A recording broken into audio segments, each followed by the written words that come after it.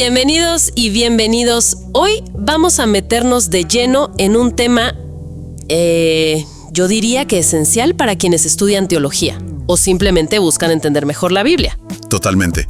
Hablamos de la teología dogmática. Exacto. Y tenemos como base un documento académico que nos han compartido, así que vamos a, explorarlo juntos, a sacarle el jugo. Perfecto. Nuestra misión, si te parece, es entender bien qué es esto de la teología dogmática, cómo surgió y sobre todo por qué sigue siendo relevante hoy. Sí, porque a veces se confunde un poco con teología sistemática, ¿no? Es bueno aclararlo. Justamente. Así que vamos a desglosarlo. Empecemos por la palabra clave. Dogma. ¿Qué nos dice el material? Bueno, el texto nos recuerda algo interesante. Dogma viene del latín y originalmente significaba algo así como opinión. Ah, mira. Pero en teología cambió bastante. Cambió mucho. Pasó a significar una doctrina o un cuerpo de doctrinas, pero formulado oficialmente por una iglesia. Berkhoff da una definición bastante precisa. ¿Cuál era? Recuérdanos. Dice que es una doctrina derivada de la Escritura, oficialmente definida por la Iglesia y declarada como descansando sobre autoridad divina. O sea, tiene peso. Tiene peso, claro. Y el texto apunta que históricamente los concilios usaban los dogmas como para defenderse, ¿no? Contra herejías. Exacto. Como mojones, digamos, para marcar el camino correcto frente a desviaciones. Y fíjate qué curioso, la frase teología dogmática como tal parece que aparece más tarde. Sí. ¿Cuándo? Quizás con un tal L. Reinhardt, por allá por 1659. Pero después de la Reforma, ahí sí que la palabra dogma se popularizó para hablar de los artículos de fe oficiales, tanto católicos como reformados, ¿eh? Entendido. El documento también menciona a Paul Tillich. ¿Qué aporta él? Tillich subraya la importancia del dogma para el teólogo que trabaja dentro de la Iglesia y para la Iglesia. O sea, anclado en esas confesiones fundamentales. Ajá. Pero, y este es un matiz importante que rescata el texto, Tillich también vio que, con el tiempo, la palabra dogma como que se fue, desgastando, perdió algo de prestigio. Entiendo, como que adquirió una connotación un poco rígida quizás. Pudo ser. Tillich capta bien esa función original de protección doctrinal. Y luego está Wolfhard Pannenberg, que también se menciona. Él le da otra vuelta interesante al término griego original. A ver, cuéntanos eso. Pannenberg dice que dogma en griego podía ser dos cosas, o una opinión subjetiva, personal, o una determinación con autoridad, vinculante, como los decretos del emperador que leemos en Hechos, por ejemplo. Ah, claro, una diferencia importante. Sí, y rastrea cómo se usó la palabra, desde orientaciones morales, como en Ignacio de Antioquía, hasta posiciones de escuela filosófica como en Tasiano. ¿Y las doctrinas cristianas? Ahí está el punto. Pannenberg las distingue, no las ve como un consenso humano, sino como algo enseñado por Dios. Dogma tateo, dice Orígenes.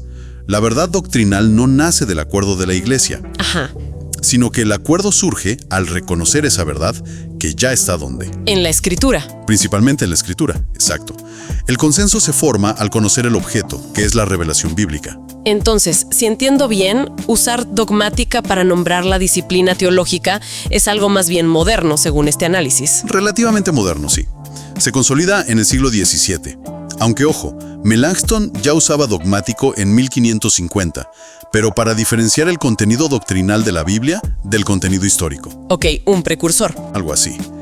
Y luego otros como Gerhardt y Alting usaron el término para contrastar la dogmática con la teología histórica o con la ética.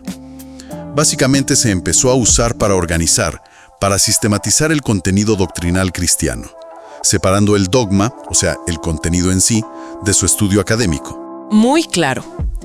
Ahora, pasemos a otro punto que toca el material, la diversidad de sistemas teológicos. Menciona diferencias antiguas, ¿no? Alejandría versus Antioquía, Oriente versus Occidente, la Reforma. ¿A qué atribuye el texto esta variedad?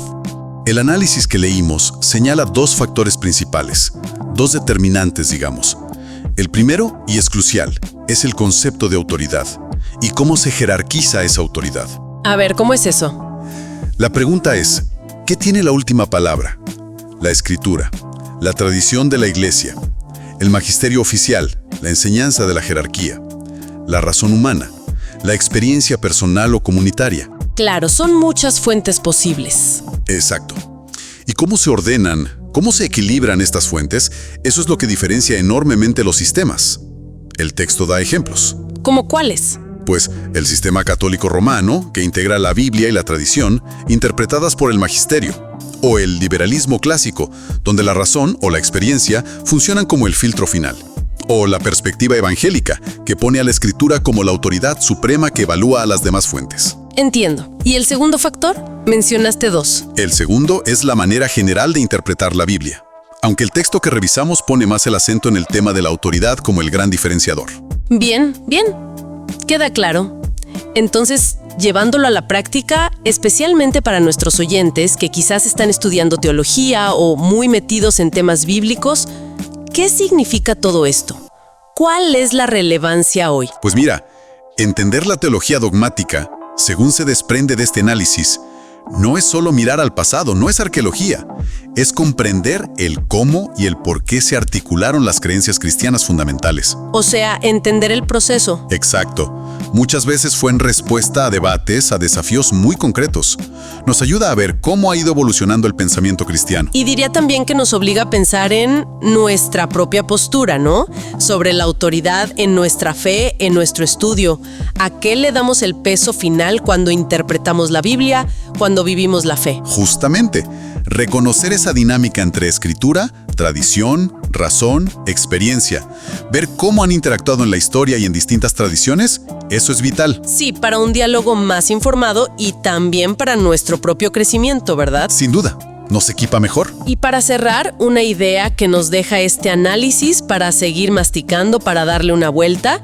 Si el dogma surgió en parte como una defensa contra lo que se consideraba herejía, ¿qué papel juega o debería jugar el concepto de dogma hoy? Buena pregunta. Vivimos en una época que valora mucho la diversidad de interpretaciones, el diálogo interreligioso. ¿Cómo encaja ahí?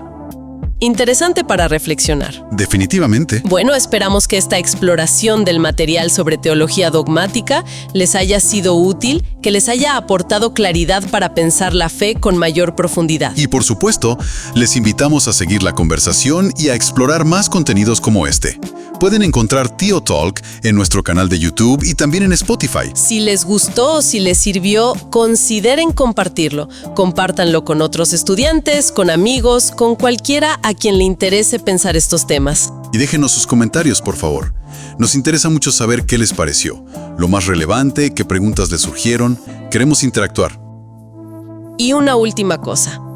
Aunque estas voces que escuchan puedan ser generadas con tecnología avanzada, queremos asegurarles que el contenido que compartimos es fruto de un estudio cuidadoso. Es contenido real y siempre busca ayudar a pensar bien para creer mejor.